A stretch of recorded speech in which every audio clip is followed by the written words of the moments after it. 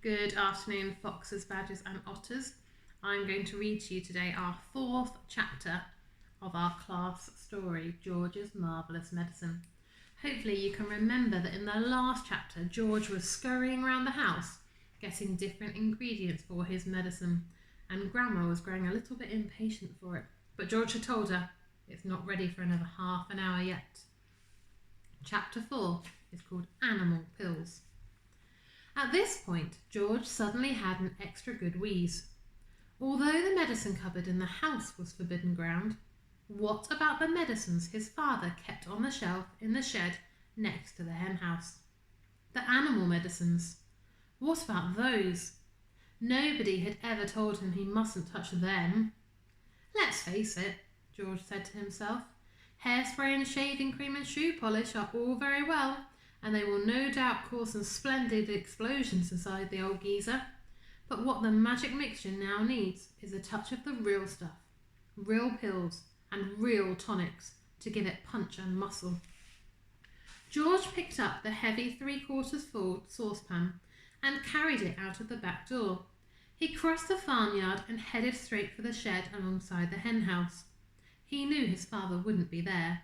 He was out haymaking in one of the meadows. George entered the dusty old shed and put the saucepan on the bench. Then he looked up at the medicine shelf. There were 5 big bottles up there. 2 were full of pills, 2 were full of runny stuff, and 1 was full of powder. "I'll use them all," George said. "Grandma needs them." Boy, does she need them. There's the shelf with all of those bottles on. The first bottle he took down contained an orange-coloured powder. The label said, "For chickens with foul pest, hen gripe, sore beaks, gammy legs, egg trouble, loss of feathers. Mix 1 spoonful only with each bucket of feed." "Well," George said aloud to himself as he tipped in the whole bottle full, "the old bird won't be losing any feathers after she's had a dose of this." The next bottle he took down had about 500 gigantic purple pills in it. "For horses with horse throats," it said on the label. "The horse-throated horse should suck 1 pill twice a day."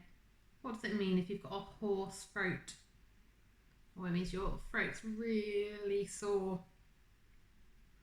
"Grandma may not have a horse throat," George said, "but she's certainly got a sharp tongue. Maybe they'll cure that instead."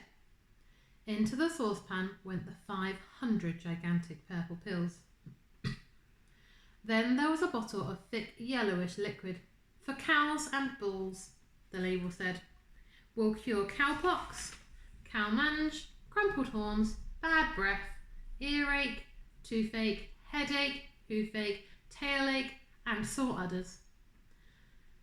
"Grandma has every one of those rotten illnesses," George said. "She'll need it all." With a slop and a gurgle, the yellow liquid splashed into the now nearly full saucepan. The next bottle contained a brilliant red liquid. "Sheep dip," it said on the label. "For sheep with sheep rot and for getting rid of ticks and fleas. Mix 1 spoonful in 1 gallon of water and slosh it over the sheep. Caution: do not make the mixture any stronger. All the wool will fall out and the animal will be naked." "By gum," said George. "How I'd love to walk in and slosh it all over Grandma and watch the ticks and fleas go jumping off her. But I can't. I mustn't. So she'll have to drink it instead." He poured the bright red medicine into the saucepan. The last bottle on the shelf was full of pale green pills. "Pig pills," the label announced. "For pigs with tender trotters, bristle blight and swine sickness. Give 1 pill per day. In severe cases, 2 pills may be given, but more than that will make the pig rock and roll." "Just the stuff," said George. "She'll need a very big dose." He tipped all the green pills, hundreds and hundreds of them, into the saucepan. There was an old stick lying on the bench that had been used for stirring paint. George picked it up and started to stir his marvellous concoction. The mixture was as thick as cream, and as he stirred and stirred, many wonderful colours rose up from the depths and blended together. Pinks, blues, greens, yellows and browns. George went on stirring until it was all well mixed, but even still there were still hundreds of pills lying on the bottom that hadn't melted. And there was his mother's splendid powder puff floating on the surface. "I shall have to boil it all up," George said. "One good quick boil on the stove is all it needs." And with that he staggered back towards the house with the enormous heavy saucepan. On the way he passed the garage, so he went in to see if he could find any other interesting things. He added the following: half a pint of engine oil to keep Grandma's engine going smoothly, some antifreeze to keep her radiator from freezing up in winter, a handful of grease to grease her creaking joints. Then back to the kitchen. There we go, that's that chapter. We'll have to wait until next time to find out what happens when he puts it on to boil in the kitchen.